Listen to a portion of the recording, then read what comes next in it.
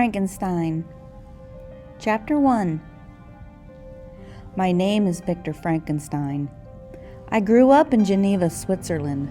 My family is one of the best known families in Switzerland.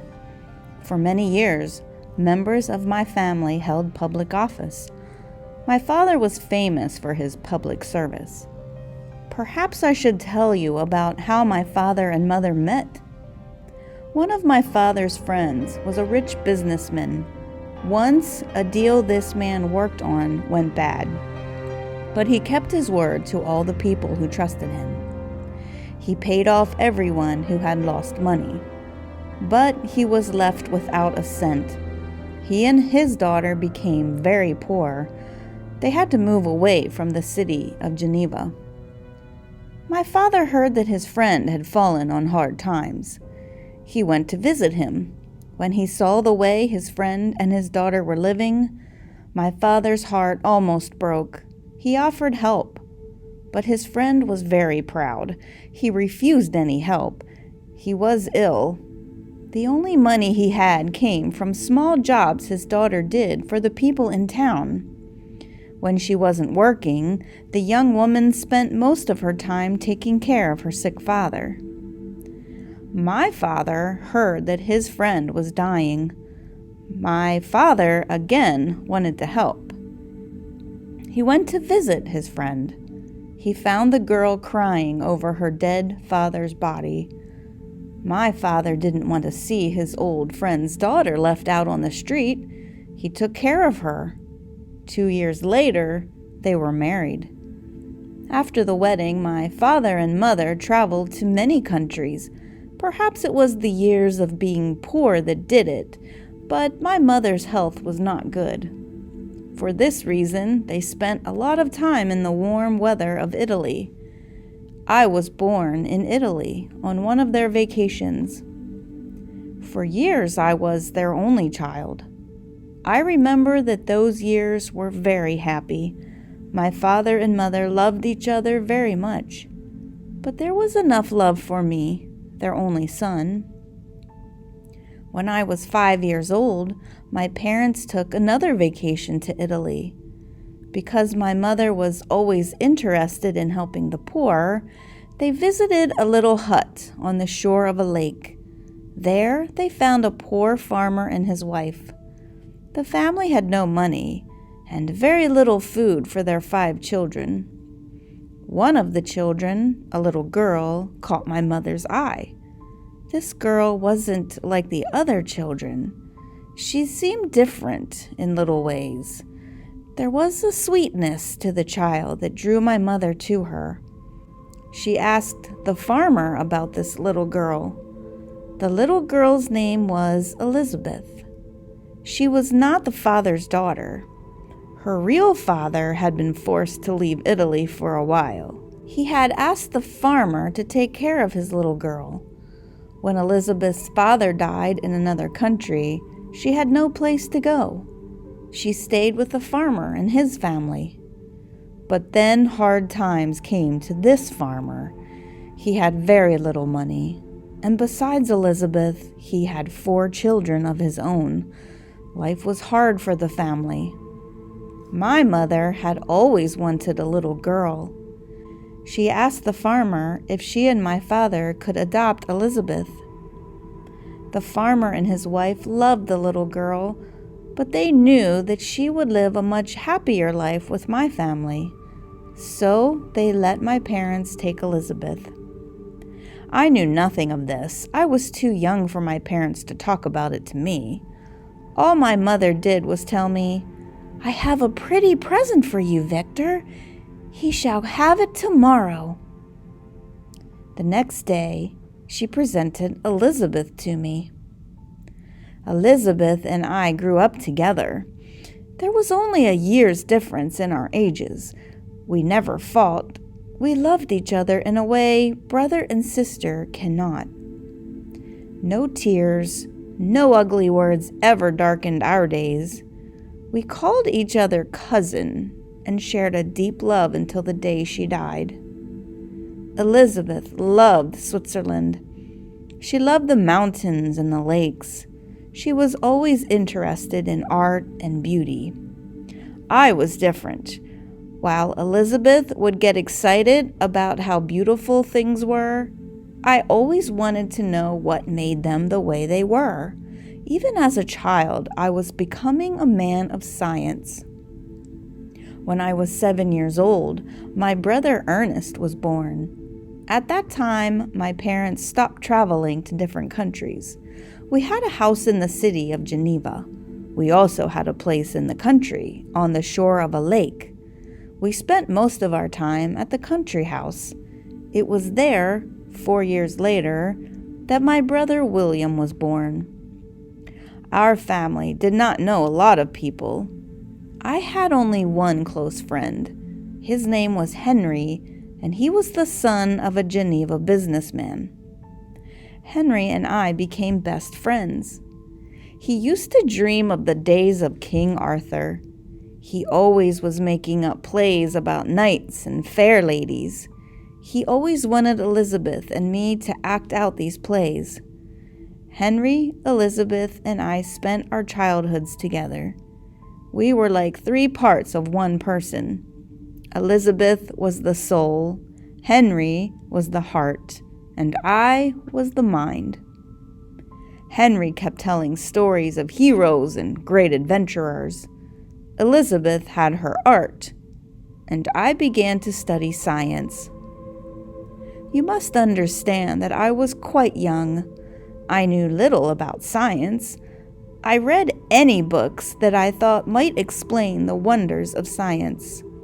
I found a number of these books in my father's library. They were by men who lived a long time ago.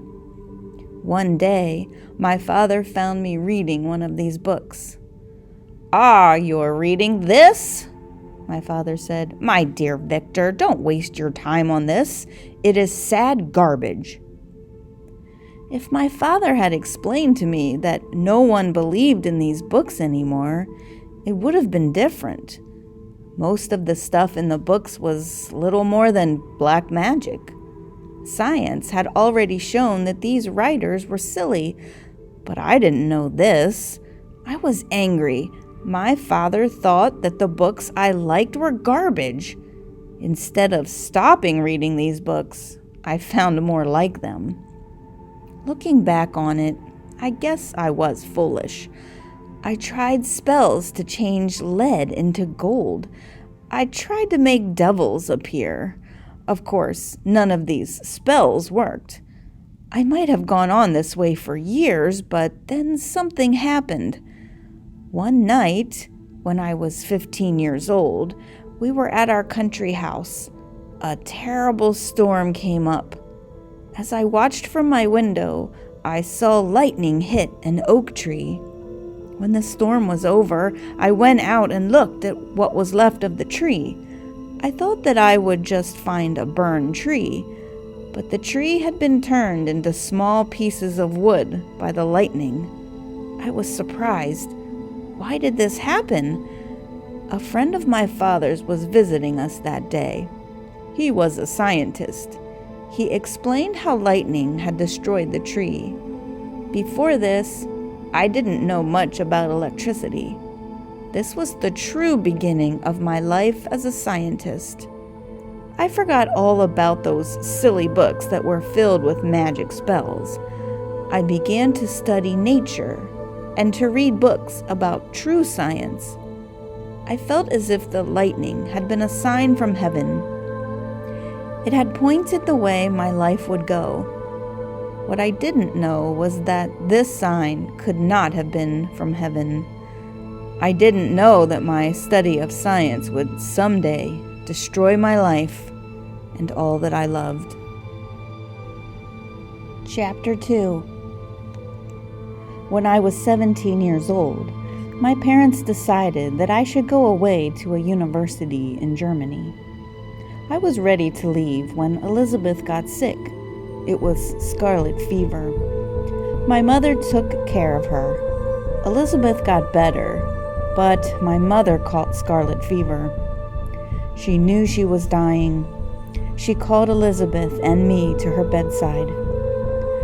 I have always wanted you two children to marry one day, she told us.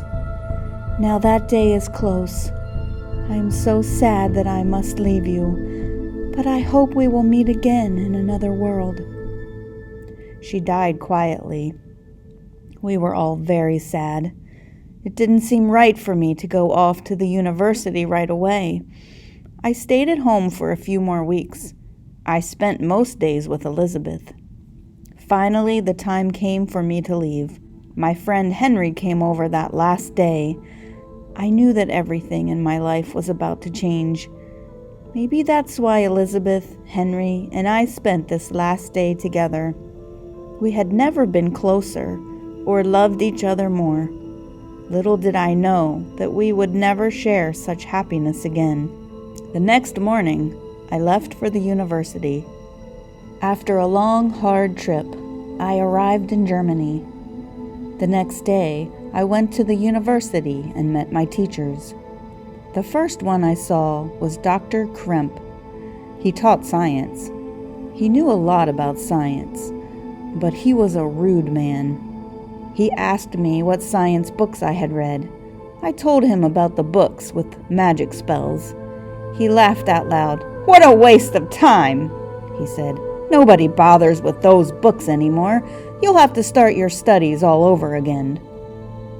He gave me a list of books to buy. He told me about another teacher, Dr. Waldman. Dr. Waldman taught chemistry. I took Dr. Kremp's book lists, but I wasn't planning to go to his classes. His rude ways put me off too much. About a week later, I stopped by the lecture hall to see what Dr. Waldman looked like. I was happily surprised. Waldman was everything Kremp was not. He spoke well with a very pleasant voice. Where Kremp was hard, Waldman was smooth. And that man could teach. He started off with a history of chemistry. The old masters promised things they couldn't do. Turn lead into gold, stay young forever. These were all empty dreams, but scientists of today are different. They don't promise much, but look at what they have done. We now know how blood moves through our bodies. We know what makes up the air we breathe. We are aiming at the skies, and we get closer every day. Who knows what wonders may come next? How Waldman's words excited me. I could hardly sleep that night. I went to see him the next morning. I told him the same things I had told Kremp. But Waldman didn't laugh at the books I had read. He said, "We owe a lot to these old writers. True, they were wrong, but don't you see? They started it all. Without them, science wouldn't be what it is today." Waldman told me that he was happy that I wanted to study chemistry with him. "However, you should study all kinds of science, not just chemistry," he said. "Studying just one kind of science is like studying only one side of a building. All you know is that one side." He took me to his workshop.